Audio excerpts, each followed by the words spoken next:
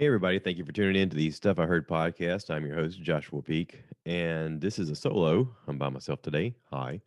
My voice is a little rough today because I cut the grass the other day, and I guess some of the stuff got in my sinuses and it caused me to cough a little bit. And so my throat was sore the other day, but now it gives me this cool, like, radio voice like, hey, baby, how you doing? How you doing? Luke, I am your father. You know, one of those kind of voices. So, I want to talk today about a few things.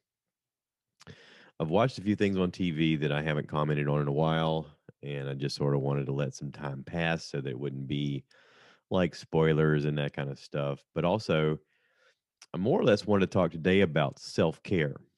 And by that, I mean that once in a while, it's important for us all to sort of take a moment and reset and sort of breathe differently, if that makes any sense. Um, since I've been well from my injury, I've been working a lot of hours.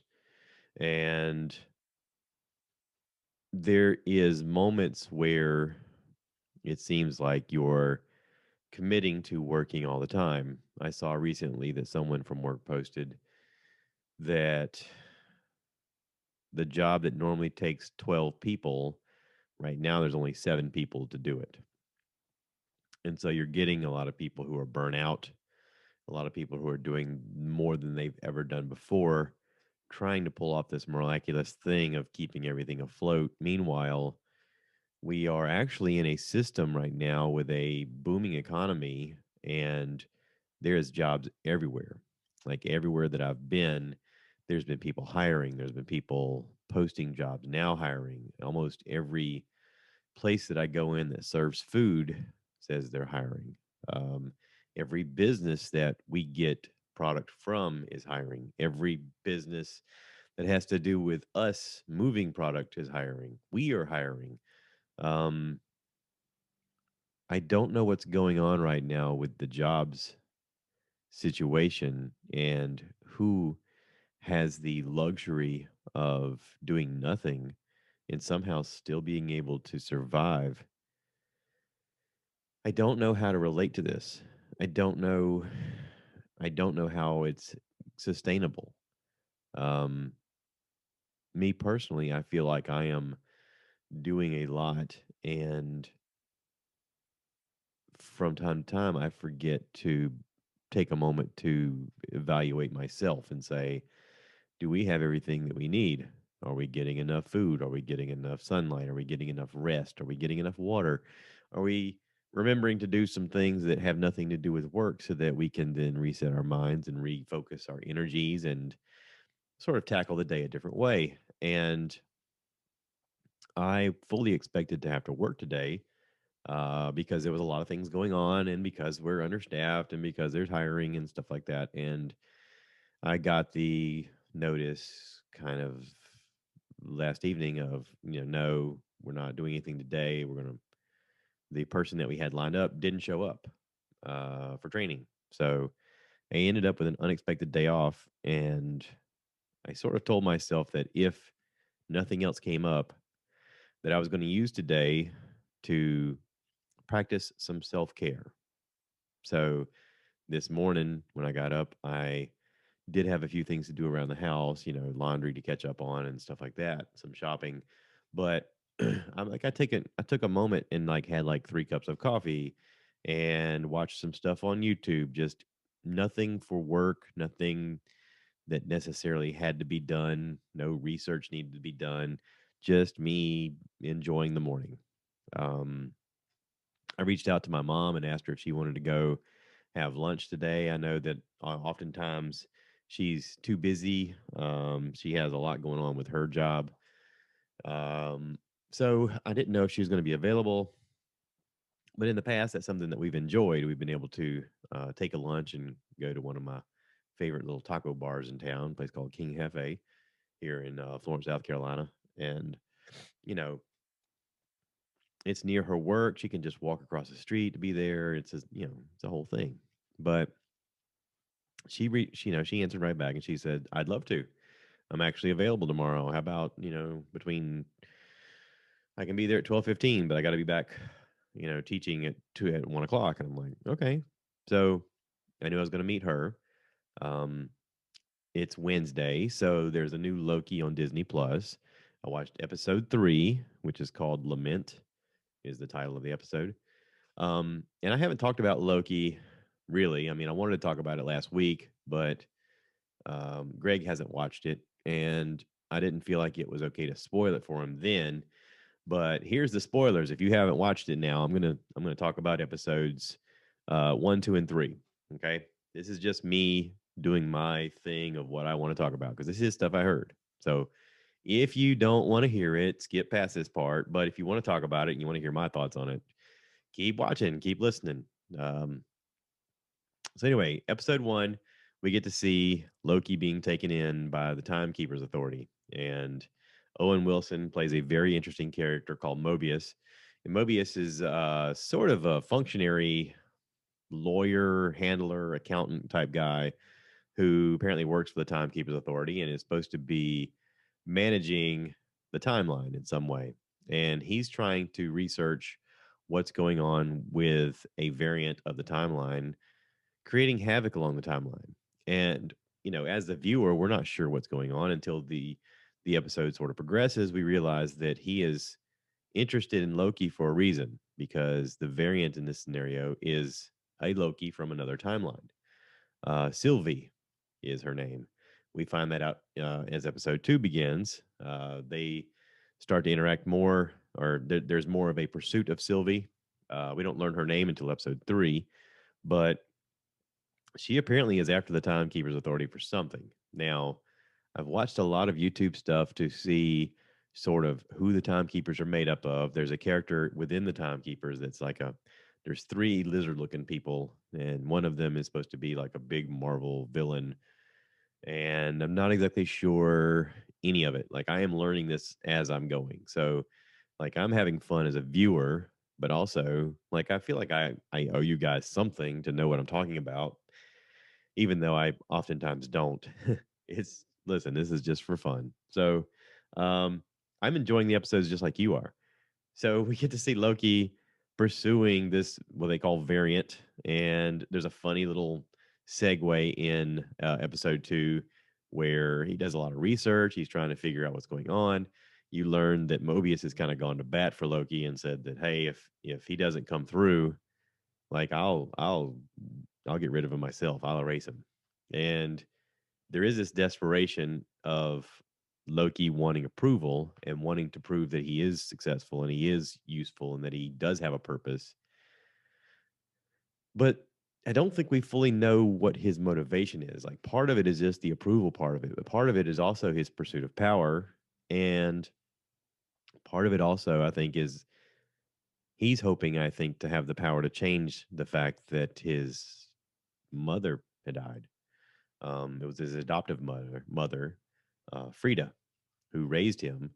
And in episode 1, he gets to watch like a version of his life where Mobius shows him that it's because of Loki's actions that Frida is actually killed in Thor's second movie, the whatever it's called, I forget the second one. That one. Um, it was sort of one of those accidental things of where he was trying to throw the sin off himself and ended up getting her killed in the process. And he feels guilty about it because he loved her, because she was kind to him no matter what happened with his pursuit of playing around with his brother and his friends and the people of Asgard and Earth. She still loved him like a mother loves a son. And so I think in this pursuit of this story of Loki, we're going to see him try to somehow gain control over the time variance and figure out how to change that reality. Um, you know, if he's supposedly a god in his own little world and he realizes he's not a god as far as the time variance is concerned, he wants to have some type of godlike experience where he can control things. That's the ego driving him. That's the thing that he wants more than anything else, is to be able to control the outcome. Um, you know, he meets Sylvie in episode 2. You get to see more of her plot where she apparently is trying to do something really devastating. She's hiding out in these apocalypse scenarios where the time variance just stops paying attention because she's realized that that is a weak point. And it's Loki that sort of figures that out. He's like, if I was going to hide out, this is where I'd hide because you guys aren't paying attention because you think that this timeline is just going to end. Well, that's where I'd be using all of my resources to do whatever I wanted to do. And so they figure that out and they find her. And I think that maybe this is set up for a reason because when she escapes at the end of episode 2, there is like this portal that stays open just a little longer than it should be, in my opinion, just long enough for him to get in. And so he enters it and he's pursuing her and they're inside the TVA. They're not in the Earth or they're not in a Earth. They're in the TVA and they're literally he's following her in pursuit of trying to get to the head people, the timekeepers. I don't know what her goal is. I don't know what she was planning. I don't know if she plans on just confronting them and killing them, or somehow trying to see if they're real, so that she can then call BS to everything else. There is a moment where in episode 3, where he realizes that by her manipulation of one of the guards, she has to go into their mind, and in order to use her power to manipulate their mind, she has to somehow go into their memories. And she says it goes back hundreds of years to this person's time when they were young and on Earth. And up to this point, Loki's interaction has been that Mobius has told him that we are all created by the TVA. Like there was nothing and then we were here. And now he realizes that's a lie, that that wasn't real, that these people were people before. And even Sylvie has figured that out, and she tells him, "Yeah, all the people within the TVA were people. They were all variants at some point."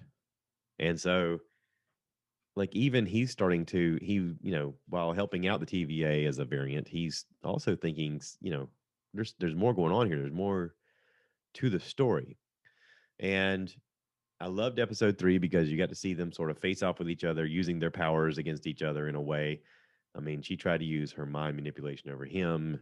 He says it didn't work. You get to see him use his magic over her to make things disappear or reappear or whatever. And he, in the pursuit of trying to team up with her or understand her or at least get information from her, sort of breaks this thing that's supposed to help them travel through time and space. And they get stuck on some planet that's being annihilated by this moon that's crashing into the planet. Now, he wants to understand her power. Like he asks her multiple times about her powers and about how to use her powers, and she's sort of giving him some inside information on how to do that. While he's on the surface saying all this stuff that he thinks that she wants to know about him, and saying, "Listen, I'm all forthcoming, and you haven't told me anything."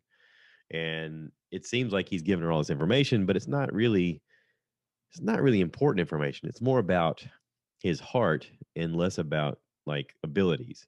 And she doesn't give any inside information about her heart, but she gives some information about her abilities, which I think is important. I think that in him doing that, he is using her power against her right now. The episode has a moment where she appears to fall asleep and then wake up, and Loki is like singing and dancing, and he's got the people on the train singing and dancing, and he gets into a huge fight with everybody, and the two of them are fighting everybody, and all of a sudden he's thrown off a train, and she has to follow him because he has this device that's supposed to get them off this planet. And then the thing is crushed, and then he's using her to get help, and all this is going on. I'm thinking, hang on, the moment she fell asleep, did she really fall asleep, or did he somehow use her powers? Like he figured out how to use her powers, and now he's using her powers against her. It's neat the way this story is told. Like Loki is something like unlike anything else I've ever seen, in the fact that this can go in a lot of different ways. And it is that art of illusion and that art of, what if this was your ability? What if your ability was to make people see what you want them to see? What if it was your ability to look like people in an instant? Like that was one of his powers, is he could change his form. He could change the way he looks. The whole thing has a lot of fun to it. There's a fun element in it. And meanwhile, like this is sort of the Sopranos model of, we're going to show you the bad guy, but also make you love the bad guy just for being the bad guy. Like No matter what, he's the guy that you're rooting for, even though he's a bad guy. I mean, Loki in this Marvel universe is the bad guy, but also we're sort of rooting for him. I mean, Breaking Bad was like that. You know, we're going to show you this guy that hey, he had no choice. This is what he had to do, but also he gets progressively worse as the show goes on. But you're still sort of rooting for him. And Loki's that way. Loki is this anti-hero that we still root for. And now we have another version of Loki in Sylvie. And there's moments of Sylvie that I had to look up her name to make sure it wasn't Catherine Winnick from Vikings because she looks a lot like her in the way she fights and the way she looks, but she's younger. And they do look a little different, but they're very similar in the blonde hair and the stature and the martial arts ability. But I'm very happy with the first three episodes so far. We don't see much of the TVA in episode three. It's more about Loki and Sylvie sort of finding out information about each other and trying to manipulate each other and trying to backstab each other to get what they want. And yet, while we don't learn why Sylvie wants to take down the TVA or confront the TVA in person, we do know that her power is just as equally matched as Loki's in a way, and she can match him blow for blow pretty much. So it makes for a very interesting twosome. I don't know if the plan is for her to be in every episode, but I kind of have the feeling it is going to be. I think we're going to learn more of her story. I think that, you know, episode three sort of leaves on a cliffhanger because their hope was to get aboard this Ark spaceship and take off and make it off this planet before things go wrong. And the spaceship gets crushed by a giant piece of the moon that crashed onto it. So that's not going to happen. It leaves on a cliff note, and there's going to be something that gets them off there and continues the story along. But it does make it to where like we're invested in both characters now. So they're broadening the tapestry of the show, which I like. Sorry, self care. My scratchy throat. Got to have some tea. So anyway, enough about Loki. That's pretty cool. I finished watching Lucifer. Lucifer had its final half of the final season come out, and I binged watched all of the episodes. Actually, I've been done with it for over a week, but I haven't talked about it. Lucifer was a lot of fun, especially in the beginning with the idea of the premise of the show was the devil was sick of being in hell and decided to come to Los Angeles and take a little vacation. And in that process, falls in love with a girl. Doesn't call it love for a long time, but falls in love with a girl who's a detective. And the show is very clever in the fact that, you know, being a detective show, which is basically what it is, every episode they get to solve another crime, and he has an ability to look at people in the eye and say, tell me what you desire most." And they're enchanted, and they tell him what they desire most. And he can do that with everybody except for this detective named Chloe Decker. And he's perplexed as to why she is unmoved by his abilities. He also can't use any of his angelic abilities in front of her, which is interesting. We find out later that she was a gift from God, that her parents couldn't conceive, and that his brother actually gifted them this ability to conceive a child. And Chloe was the offspring of that. And so there's a very weird dynamic that becomes very soap opera-ish before too long. The first season was really edgy and really interesting and really crazy. As the seasons progressed, it got a little more soap opera with the characters they introduced, the way they developed some of the characters. One of the most interesting characters was their forensic scientist lady. I wish they would have done more with her. She's very interesting. But as the show progressed, we get to meet other angels in the process. Ezekiel at a certain time comes and tries to kill him, and has this dagger they call it Ezekiel's blade that apparently can have the ability to kill an immortal. You know, all of this is very interesting, and the way they thread it. He has a demon who's his, I guess, works for him. Lilith, not Lilith. What's her name? I can't think of her name. Anyway, doesn't matter. Neat chick. In the show, she becomes a bounty hunter at a certain point, and they introduce Adam and Eve into the show, and like it just becomes very soap opery, but it's still good. Like the final half of the final season, they introduce God, who's the dude that does the Allstate commercials with the deep voice like mine is right now. You're in good hands with Allstate. Like he does the thing, and he safe driving means blah blah blah blah blah. Blah. So anyway, that guy. Um, it's always during football season you see that guy. But anyway, he plays God in this, and he's supposedly getting too old to do the job, and he feels like he's becoming absent-minded, and you know there's this whole plot apparently to overthrow him, and then at a certain point he's going to retire, and then there's a vacuum of authority, and then there's a big battle, and at the end Lucifer becomes God.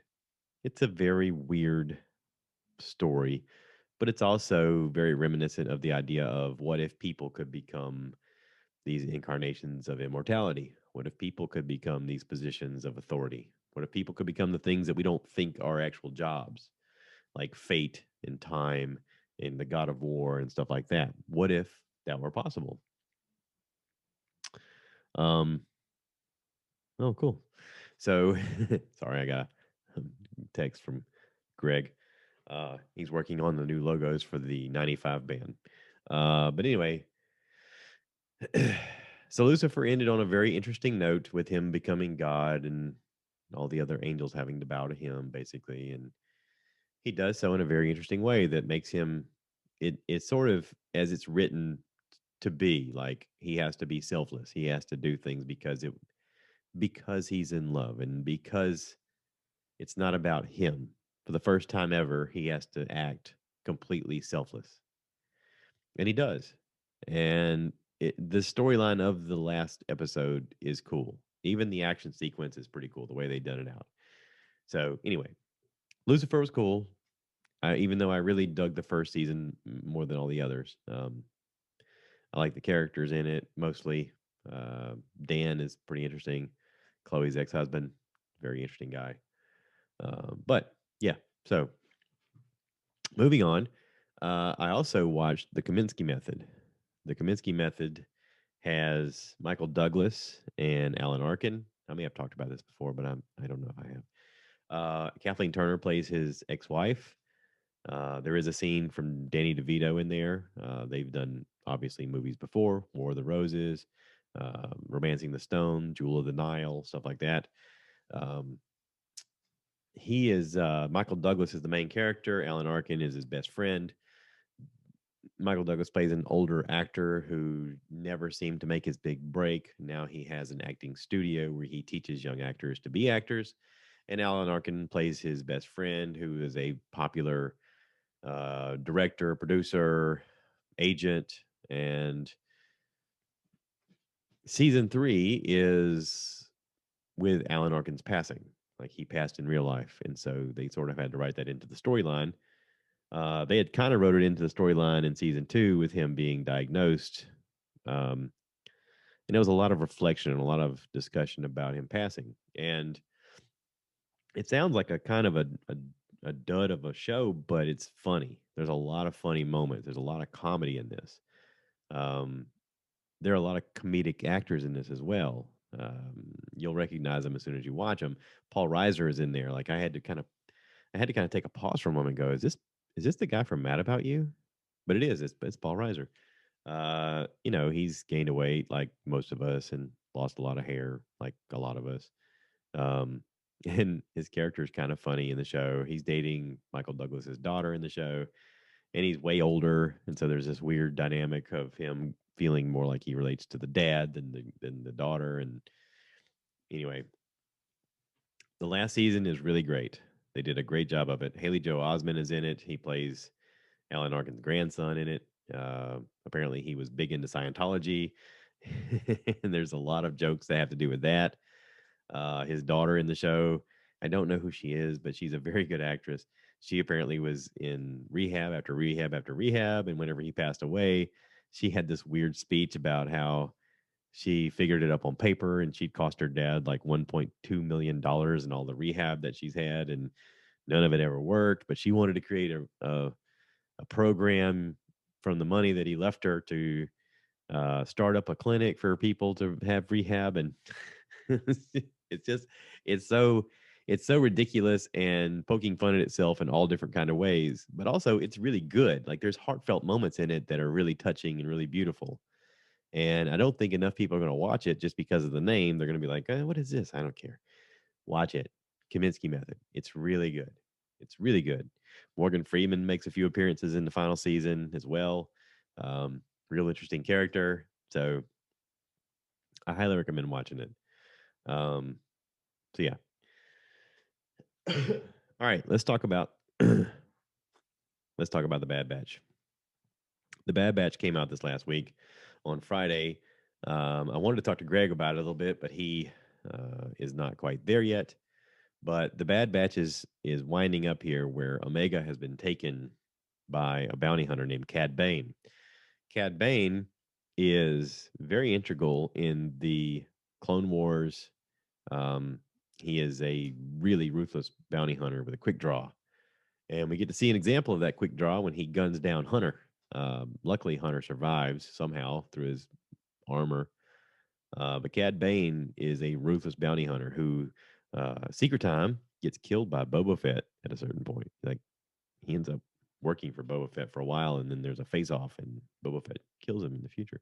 It's kind of weird being introduced to characters that you know how they're going to die.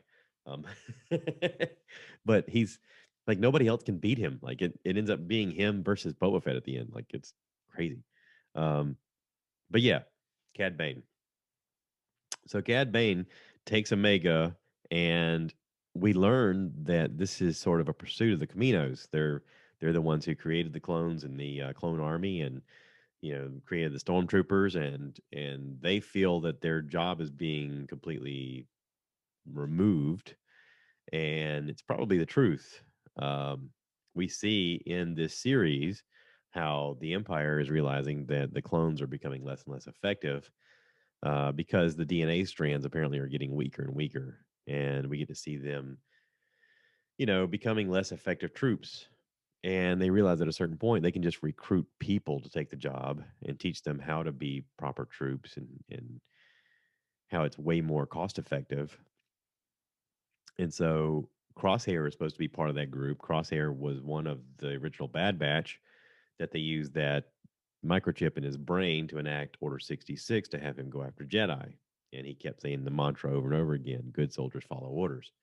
So Crosshair was like the first one who was teaching these civilian, what do you call them, stormtroopers, death troopers, to being like elite level stormtroopers and follow orders to the letter of the law, whatever they say you do. And so he is sort of responsible for starting this off, but also in this episode, Crosshair is severely injured. They pursue the team on this like salvage yard type thing, and the guys are hiding out in this old ship and trying to get some things running so that they can take the microchip out of their brains to stop this Order 66 from enacting and causing them to turn on each other. And in the process, they get discovered by some salvage workers, and they get reported to the Empire. And the Empire sends Crosshair and these troops down to stop them.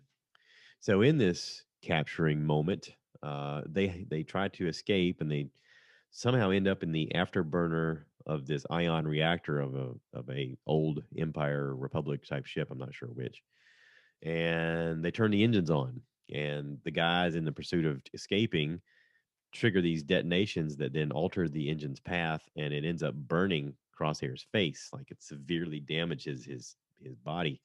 He barely survives, and I think because of that, they are going to out him. They're going to push him aside, and he's going to find himself sort of a rebel without a cause kind of situation. Like the Empire is going to look at him and be like, "Well, he's broken. Move on," because that was sort of their mo. We're going to use you until you have no more use for us, and then we'll get rid of you and we'll replace you. Kind of like corporate America. So, or just corporations, period. It didn't have to be America; it could be just corporations, period. Um, but yeah, so that's going to happen, and The Caminos, I don't know what their pursuit of Omega is, but she is definitely a clone. She appears to be somewhat force sensitive, is my theory. She has this weird ability to manipulate and sort of have this connection to animals in a way that only Jedi have. She can sense when things are going to happen, and she sort of, I don't know, there's just a heightened awareness that she has that makes me think she's force sensitive. So maybe the Caminos are thinking we've developed her DNA to be force sensitive, and we're going to make clones of her to make a better trooper in a way. And I don't think they're going to get to that point. I think that the Empire actually gets rid of Camino. I mean, I've heard online that the Empire at a certain time just gets sick of dealing with the Caminos, and they blast their planet with the Death Star. So that may be part of it. I mean, that may be the big sad storyline that I read about, where the guy who does the musical score said he was told to write a very sad music that makes you want to cry for the final scene. Maybe that's it. Maybe that's the episode. Maybe that's the moment that we watch and go, whoa, because that way you get to keep the band together. The Bad Batch themselves and Omega. And I don't know. I mean, it's gonna be interesting to see where it goes. We know that Cad Bane survives because he lives to fight another day. Um, but he definitely got his job done. So I am going to be tuning into that this Friday. I don't know how many episodes they're going to have of the Bad Batch, but hey, the more they have, the better. I'm enjoying this. This is sort of like to me, it's the Clone Wars season 8. Like to me, they just kept going with the Clone Wars, and they're telling you what happened after Order 66 happened. Like, this is great. This is good content for me. So anyway, I'm enjoying that.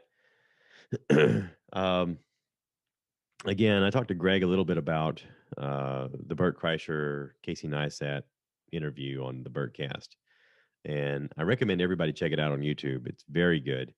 Um, I don't think that Casey or Burt get enough praise for the things that they've created and their ability to create. But also, it's a good conversation that not enough creators get to have, um, especially because most creators are not as successful as these two guys.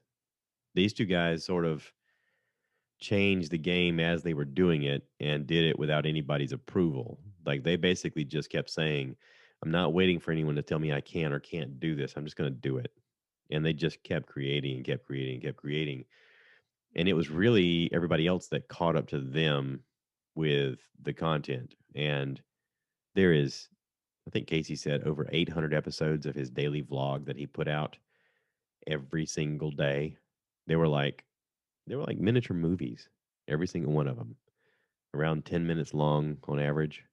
But he would film hours and hours of content to boil it down to about 10 minutes. And it's it's amazing. It's nothing short of amazing. Casey doesn't get enough credit for inspiring other people, for helping them create their own content, for giving them a platform when no one else would. Likewise, Bert does take a moment to tell him, it's because of the things that you did during this time that I watched every episode and I got invested and I decided to emulate a lot of the things you were doing. And along the way, all my friends were telling me I was an idiot and I wasn't thinking clearly and I was, doing this for nothing. And he said, every step of the way, I just kept thinking, but it matters to me.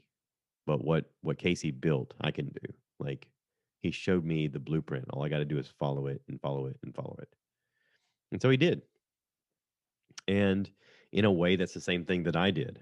I took a lot of the stuff he was saying and I applied it.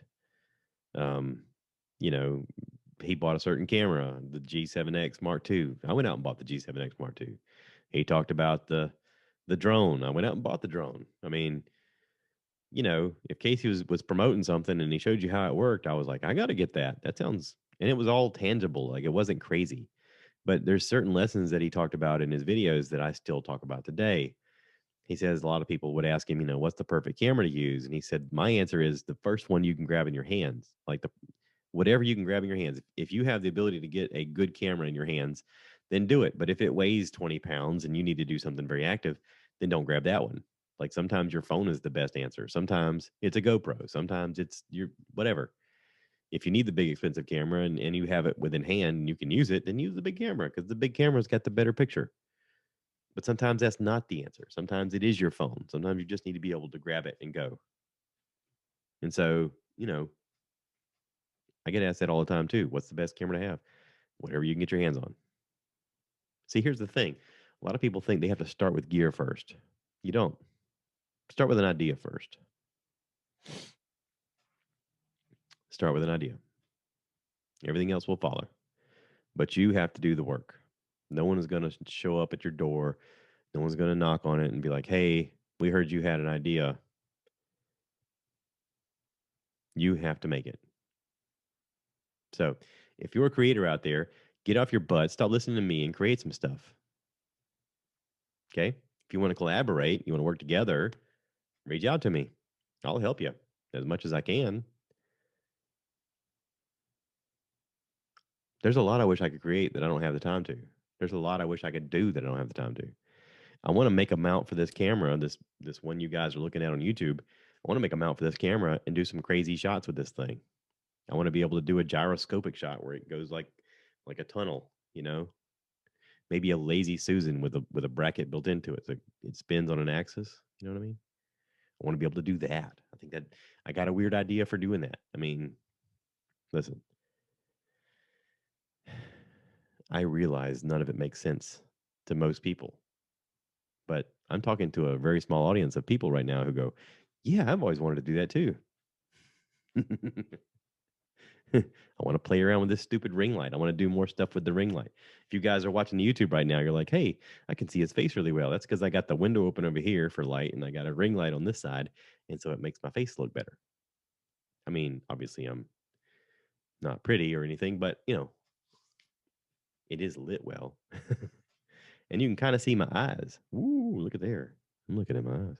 Thank you to Amber for helping me pick out this camera lens. This camera lens is really nice. I'm digging it. Wow. So anyway, um, I am watching a couple of shows right now that I'm not super into, but I'm watching them for content. One of them is season 2 of Black Summer on Netflix. Now, Black Summer is a zombie movie or a zombie show. Um, I watched season 1, and basically every episode was just a very high tempo, high fast paced version of hey, let me introduce you to this character. Oh no, now they're killed and they're a zombie. Oh, wait, there's this other character. Oh no, now they're killed and they're a zombie. Oh wait, there's this other character. Oh, they barely escaped. Oh no, now they're a zombie. Like it's my brother and I have this theory that the faster the zombie, the more terrifying it is. The more slow the zombie is, the funnier it is. So like Shaun of the Dead, hilarious. They're barely moving. He gets to have a lot of fun with it. There's lots of jokes involved. The old Night of the Living Dead, even though they were very slow, there was still jokes involved in it because it was time for jokes. You watch something like World War Z or this or 28 Days Later or something like that. That's when you're like, whoa, crap! Like these fast moving zombies. You're like, like there's a certain franticness to it. This is no different. I mean, the conversion of them dying to turning into a zombie is pretty quick, and there's little time for dialogue. It's just fast paced. Oh my god, heart palpitations moments. I don't even know if I'd call this horror as much as I'd call it just suspense. This show is full of suspense. Season 2 is no different, except that season 2 to me is filmed in a weird way that we're being introduced to characters almost in reverse order. I've watched several episodes so far, and we're seeing it sort of out of time. Like the timeline is not a linear timeline. We're introduced to characters and seeing their transition of something traumatic happening, and then it's almost like they went back in time and they're showing you something that happened before that to get them to that point. Not exactly sure how they're doing this artistically. I am watching it. I don't recommend it for everybody. If you if you get spooked easily, don't watch it. If you're one of those people that like I can't watch this stuff near bedtime, watch it during the day with the blinds open like I do. Um, Only limit it to a few episodes. It is very fast paced. A lot of stuff happens very quickly, and most of it's zombie-ish, zombie related. You know, gory, nasty zombies, terrifying zombies. Um, so that's called Black Summer. I'm also watching the second season of, well, I don't know if you call it second season or just the second half of Lupin. Lupin came out last year and it was only like 6 episodes. And this is sort of a continuation of it. And he's supposed to be like a gentleman thief. He based his character on a book that he read when he was a kid. And he's a very achievable, qualified thief. It's a very interesting character. Um, I'm enjoying season 2 so far, although it's not as interesting as season 1 so far. The first 6 episodes was very intriguing because we didn't know anything about the guy. And so far, I've watched like 3 episodes of the second part, and I'm just sort of like, yeah, okay, we'll get through it, whatever. I feel like I could stop watching it right now and be fine. Like I'm not that invested. I was invested earlier. I'm not invested anymore. And I don't know if that's writing or if that's just me personally. Like I got other interests going on. I don't know. I don't know. It has nothing to do with the characters in the show. The characters are all great. It's the writing, like the story writing itself. Just I don't know. It just maybe they went to work on a different project. That's all I'm saying. That's all I'm saying. So there's several things coming up to watch. Uh, lots of good content coming right around the corner. Black Widow is going to be coming around the corner. Um, we've also got some interesting thing with Chris Pratt that's going to be on. I think it's going to be on Amazon Prime. It looks crazy cool. Um, I don't remember the name of it, but uh, but yeah. Oh, I finished watching Panic. I know I talked to Greg about it a little bit, but Panic on Amazon Prime is I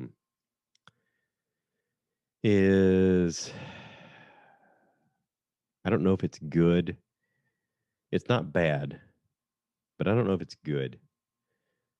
The only reason I say that is because it sort of has that element of the show 13 Reasons Why. It's some terrible things happen and some people survived sort of feel to it, but it's also like they want to keep it going. The way it ends, you can tell they want to keep it going. But I don't know if I want to keep watching. So take that for what it is. This is stuff I heard. I'm going to tell you about the things I like, things I don't like. Hey, form your own opinions. I could be completely wrong. I mean, just because I like something doesn't mean that you do, or just because I don't like something means that you don't do. I lost my train of thought on that. Did anybody follow that? Anyway, I'm gonna wrap this up. Self care, everybody. I'm making spaghetti for dinner. Sorry, you're gonna miss it. It's gonna be delicious because I can smell it. So anyway, take care, everybody. I hope you're enjoying the content. I will be coming out with more.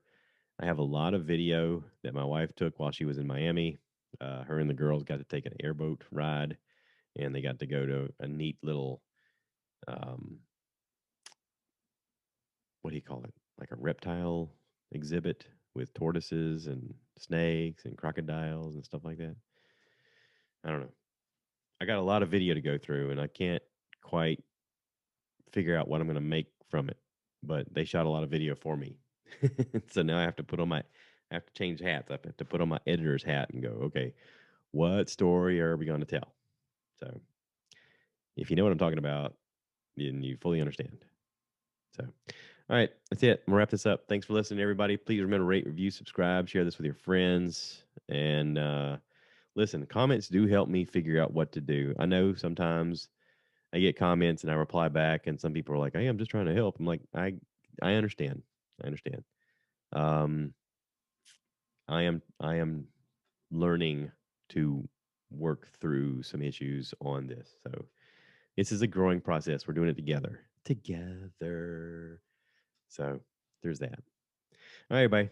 Thanks for watching. Take care. And as always, cue the cow. So I want you guys to give me more likes.